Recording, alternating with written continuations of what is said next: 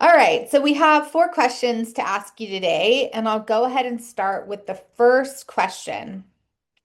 So, coming from our prospects and clients, my executives only care about lead count, but I know that brand moments matter more. How do I bridge the gap in that reporting?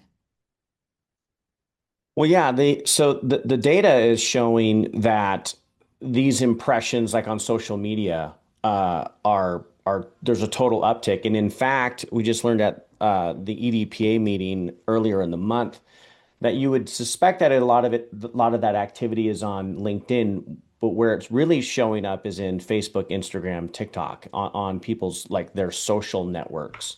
So Yeah. I think you can measure, impressions and mentions and demonstrate to leadership that, hey, we're having an impact beyond just leads. We're having brand impressions that extend well beyond the show floor. So I think the social data is a clear opportunity to add that to reporting.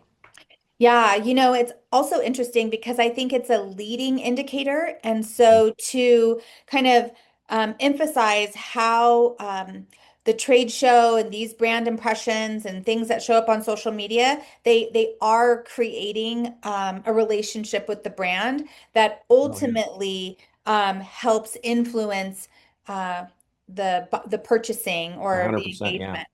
Yeah. So question number two, how can we make an exponential leap in our presence this year without simply doubling our budget? Um, well, I would say design a different environment for sure, just to avoid that, hey, we've seen that last year type of thing. So I think this idea of really surprising and delighting your audience with your brand activation.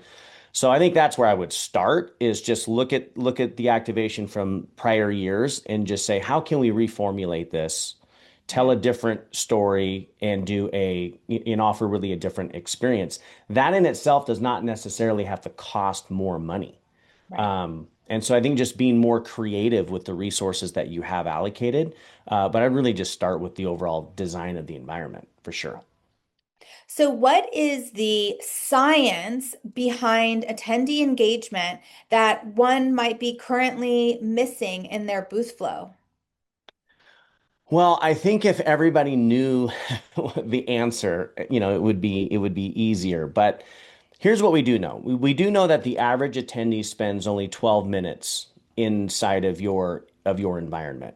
And that's an average, right? So I think we want to design experiences that captivate that audience for a longer period of time. I always remind exhibitors that look, if they're in your exhibit, it means that they're not in somebody else's. Very true. And we've got these hours of the show, so the opportunity to engage is really defined and limited by those show hours, and we want to create experiences that keep them in our environment as long as possible, Right. such that they're not in someone else's environment.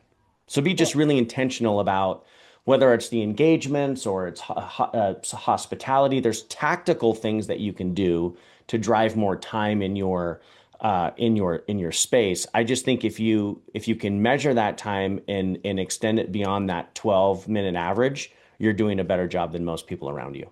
Yeah, you're winning for sure.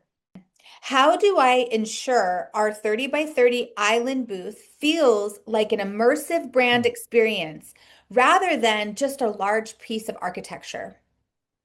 Yeah, that gets into a little bit of, design science, if you will, but there are some things that you can do.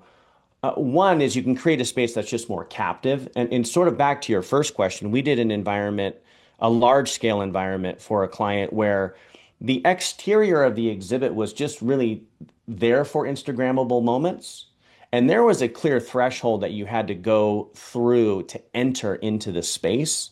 And so that's a way of designing an environment where the access and the egress into the space is very limited is on purpose.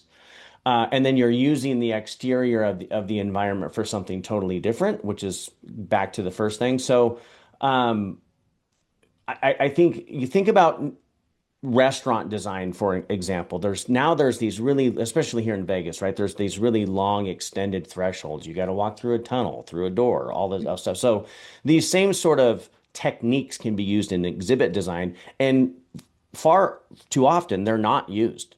It's Right. just sort of everyone wants it to be open and accessible from all aisles, and like you don't enter into any other environment that way. You don't enter into hotels that way. You don't go into restaurants that way. And yet when we design a lot of exhibits, I shouldn't say when we design them, but a lot of times that's a requirement from clients is that it's just open. Well, Yeah. open is not very captivating.